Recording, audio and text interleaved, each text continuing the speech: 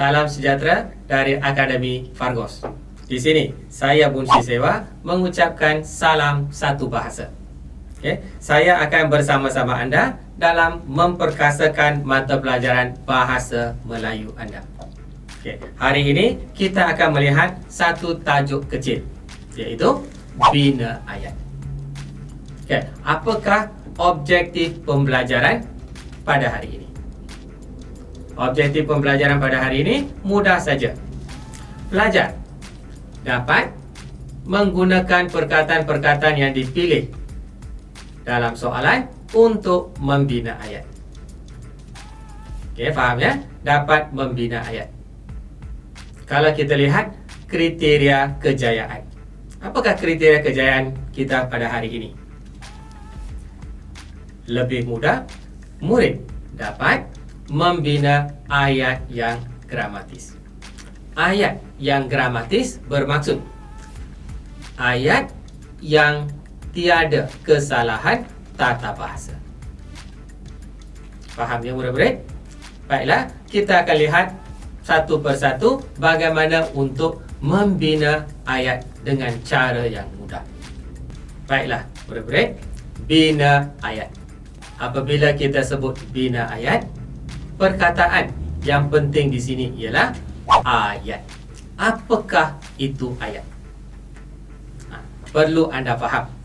Ayat bermaksud gabungan perkataan yang membentuk maksud yang mantap.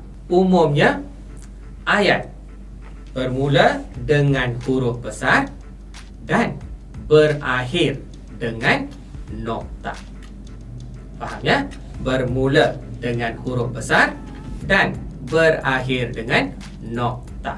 Itulah yang kita sebut ayat. Sudah tahu ayat? Bagaimana kita nak membentuk ayat yang gramatis pula? Gramatis seperti yang saya kata tadi bermaksud tanpa kesalahan tata bahasa. Jadi, anda perlu faham. Dalam satu ayat terkandung subjek dan predikat. Jangan lupa perkataan-perkataan ini. Dua perkataan yang sangat penting dalam bahasa Melayu. Subjek dan predikat. Faham ya murid-murid? Ya, ayat terdiri daripada subjek dan predikat. Baiklah, kita akan pergi ke bahagian yang lebih mendalam, iaitu membina ayat. Saya akan memberikan satu formula untuk membina ayat. Jika anda mengikut formula ini, saya pasti anda akan dapat membina ayat dengan lebih mudah dan ayat anda tidak akan salah. Dalam proses mempelajari bahasa Melayu, membina ayat ini sangat penting. Perlu anda faham satu perkara murid-murid. Bertutur dalam bahasa Melayu dan membina ayat bahasa Melayu merupakan dua perkara yang berbeza. Kita boleh bertutur untuk menyampaikan maksud. Tetapi bila kita membina ayat, perlu mematuhi hukum-hukum tata bahasa. Faham ya murid-murid? Hukum-hukum tata bahasa. Artinya bahasa Melayu ada rumus. Jadi untuk hari ini kita akan lihat rumus bahasa ini. Pertama, kita lihat apakah yang dimaksudkan dengan subjek. Subjek ialah pelaku. Ingat ya, subjek ini ialah pelaku. Bila sebut pelaku, artinya orang. Ada orang yang melakukan kerja tersebut, melakukan sesuatu perbuatan. Jadi ayat anda mesti ada pelaku. Ini diikuti dengan predikat. Predikat ini bermaksud menerangkan subjek. Menerangkan subjek. Predikat menerangkan sesuatu yang dilakukan oleh pelaku tersebut. Faham ya murid-murid? Mesti ada dua perkara ini. Dan perlu anda tahu, bermula dengan huruf besar dan diakhiri dengan tanda nokta. Ayat mesti mematuhi tanda baca. Baiklah, hari ini kita lihat macam mana nak membina ayat. Jadi formula yang pertama perlu anda faham ialah subjek dan predikat. Subjek ialah pelaku dan predikat ialah menerangkan subjek tersebut. Apakah yang dilakukan oleh pelaku tersebut. Baiklah, kita akan pergi ke bahagian yang lebih rumit, lebih mendalam. Seperti yang saya kata, kita ada formula tadi. Formula saya yang paling mudah.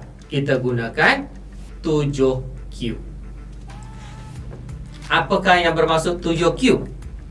Q itu aja soalan. Saya gunakan 7Q untuk memudahkan kita menghafal, mengingat.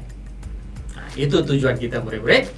Jadi kita ada 7 kata tanya dalam bahasa Melayu. Pertama, apa? Kedua, siapa? Ingat lagi ke yang mana-mana? Ya, mana? Yang ketiga. Yang keempat, bila kita tanya jumlah, kita akan menggunakan perkataan berapa. Kemudian yang kelima, kita ada, kalau kita mahu tahu sebab, kita akan menggunakan perkataan mengapa. Kita ada yang keenam, kalau kita mahu tahu cara, kita kena tanya bagaimana. Dan yang ketujuh, kalau kita hendak tahu masa, kita menggunakan kata tanya bila. Ingat ya, ada 7 kata tanya dalam bahasa Melayu. Tak lebih, tak kurang. Ingat perkataan 7. Sebab tu kita gunakan 7Q. 7 question kata orang. Memudahkan kita menghafal. Ingat ya. Apa, siapa, mana, berapa. Kemudian mengapa, bagaimana, bila. Ada 7 kata tanya. Bagaimana nak menggunakan kata tanya ini untuk membina ayat? Jadi saya mudahkan. Pertama, anda sudah tahu 7Q. Baiklah, kita akan lihat di sini. Ambil apa saja perkataan. Jadi kita boleh gunakan formula 1, iaitu kita mulakan dengan bila. Bila bermaksud masa sesuatu perkara itu berlaku. Artinya masa. Diikuti dengan siapa. Ya, siapa. Artinya siapa itu ialah pelaku. Ini diikuti dengan apa. Bermaksud aktiviti yang dilakukan. Ya, bila, siapa, apa. Sebelum kita pergi ke perkara kedua, kita lihat bila. Pada pagi tadi, siapa? Ibu saya. Buat apa? Pergi ke pasar. Ayat paling mudah, mematuhi hukum-hukum tata bahasa. Kita boleh gunakan. Cara yang kedua, sama. Kita mula dengan siapa. Bermaksud kita mula dengan pelaku dalam ayat itu. Diikuti dengan apa. Apakah perkara yang dilakukan. Bermaksud aktiviti yang dilakukan. Ingat ya murid-murid, cara ini akan memudahkan anda. Ketiga, kita boleh gunakan mana.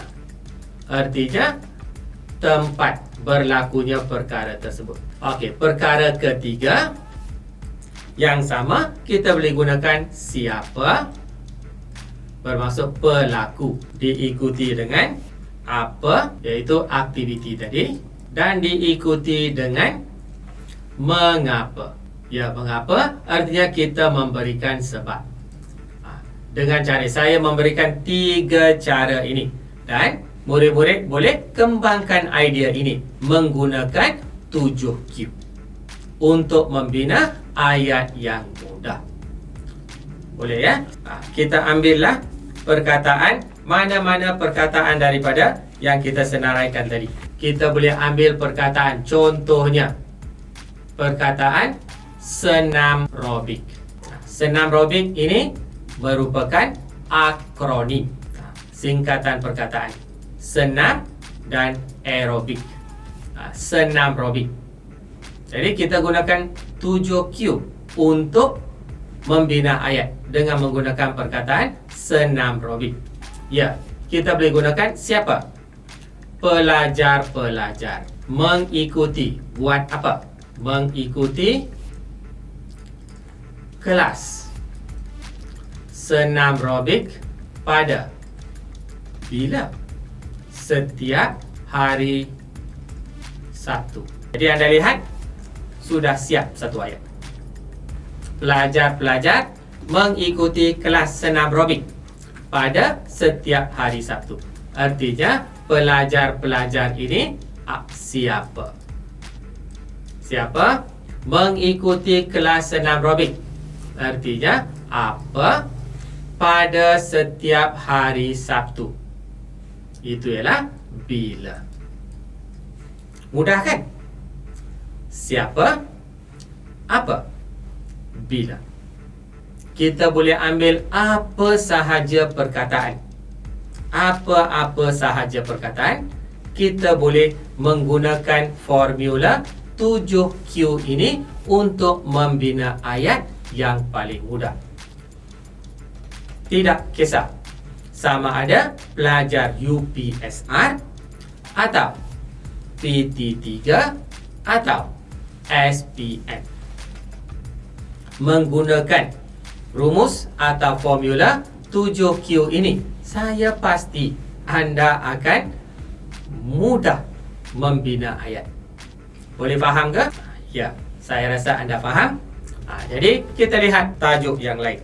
Kita ambil perkataan, apa sahaja perkataan kita boleh ambil. Kita boleh ambil perkataan lain. Contohnya, menggalakkan. Perkataan menggalakkan. Bagaimana anda membina ayat? Menggalakkan. Pertama, kita kena faham perkataan menggalakkan. Maksudnya, memberikan galakan. Memberikan dorongan. Semangat kepada seseorang. Ini ialah kata kerja. Menggalakkan kata kerja. Jadi, siapa yang melakukan kerja ini? Kita berbalik kepada 7Q tadi. Siapa? Buat apa? Belakangnya kita boleh tambah mengapa, bila, berapa, semua kita boleh tambah di belakang. Bukan bermaksud 7Q, 7 soalan ini untuk membina ayat tanya. Kita boleh gunakan ini untuk buat apa sahaja ayat. Baiklah, siapa yang menggalakkan? Kita boleh gunakan penceramah. Penceramah itu menggalakkan murid-murid untuk membaca majalah Dewan Siswa. Faham? Penceramah itu menggalakkan murid-murid untuk membaca majalah Dewan Siswa. Faham ke? Mudah saja. Penceramah itu siapa? Menggalakkan murid-murid apa? Dan apa yang ditambah di sini? Untuk membaca majalah Dewan Siswa. Membaca apa? Membaca majalah Dewan Siswa. Kombinasi 7Q. Artinya kombinasi soalan-soalan ini dapat digunakan untuk membina ayat yang mantap, ayat yang jitu. Anda boleh gunakan untuk membina apa sahaja perkataan yang ditajam. Faham ke murid-murid? Ya. Kita boleh cuba yang satu lagi. Ambil apa saja perkataan. Di sini saya ambil perkataan kesedaran. Faham? Kesedaran. Kesedaran ini ialah keinsafan yang membuka mata seseorang. Kalau di peringkat SPM ada soalan yang berkaitan dengan bina ayat, jika anda memilih kata nama kesedaran, gunakan teknik ini untuk menjawab soalan.